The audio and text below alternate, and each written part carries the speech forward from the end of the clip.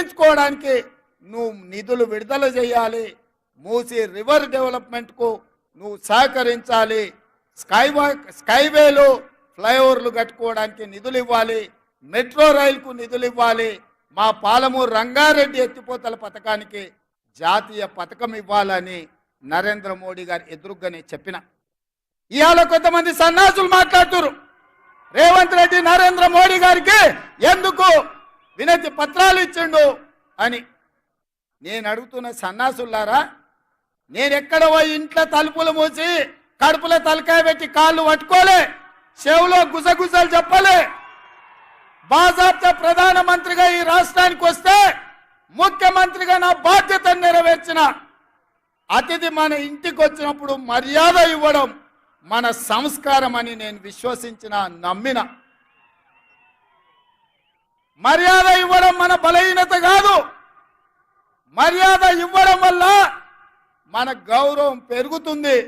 దేశ ప్రధానమంత్రికి గౌరవం ఇచ్చినాం, మన సమస్యల్ని ఏకరువు పెట్టినాం. రేపు ఒకవేళ భారతీయ జనతా పార్టీ మనం అడిగిన నిధులు ఇవ్వకపోయినా, మనం అడిగిన అనుమతులు ఇవ్వకపోయినా చాకి రేవు పెట్టి చిరిగేదాకా ఉతికే బాధ్యత నేను తీసుకుంటా. నరేంద్ర మోడీ తెలంగాణ అభివృద్ధిలో మనకు సహకరించకపోతే తెలంగాణ రాష్ట్రమే కాదు, దేశంలో అన్ని రాష్ట్రాలు తిరిగి నరేంద్ర మోడీకి వ్యతిరేకంగా నిలబడి కొట్లాడతా అని చెప్పి నేను ఈ వేదిక మీద నుంచి మాటిస్తున్న మిత్రులారా. మన మంచితనం చేతగానితనం కాదు, మన మర్యాద మన ప్రాంతానికి మేలు జరగాలనేది.